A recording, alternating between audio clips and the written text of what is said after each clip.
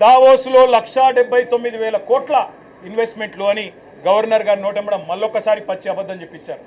పోయిన సంవత్సరం మీరు చెప్పిన 40,000 కోట్లలో 40 పైసలు వచ్చినాయా?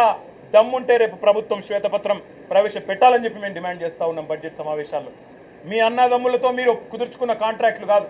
స్వచ్ఛ బయో అనే కంపెనీ పెట్టి అనుముల జగదీష్ రెడ్డి అని రేవంత్ రెడ్డి గారి సోదరుడే 1000 కోట్ల పెట్టుబడి పెడుతున్నట్టు బిల్డప్లు ఇవ్వడం కాదు ఇవాళ పెట్టుబడులు తేవడం అంటే. ఇవాళ తెలంగాణ నుంచి పెట్టుబడులు తరలిపోతున్నాయి, ఇది వాస్తవం.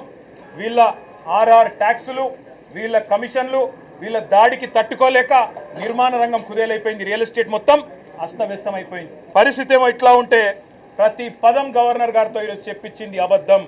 ప్రతి మాట ఈరోజు గవర్నర్ గారి నోటెంబడ వచ్చింది అసత్యం. ప్రతి వాక్యం పచ్చి మోసం. మరి మోసం చేసింది ఇవాళ తెలంగాణ ప్రజల్ని మాత్రమే కాదు, గవర్నర్ గారిని కూడా ఈ రాష్ట్ర ప్రభుత్వం మోసం చేసింది. గవర్నర్ గారి ప్రసంగం ఈరోజు పూర్తి స్థాయిలో ప్రజలను వంచడమే కాకుండా, ప్రజలను మోసం చేయడమే కాకుండా గవర్నర్ గారి ప్రతిష్టను కూడా తగ్గించిందనే మాట కూడా నేను మీకు తెలియజేస్తా ఉన్నాను.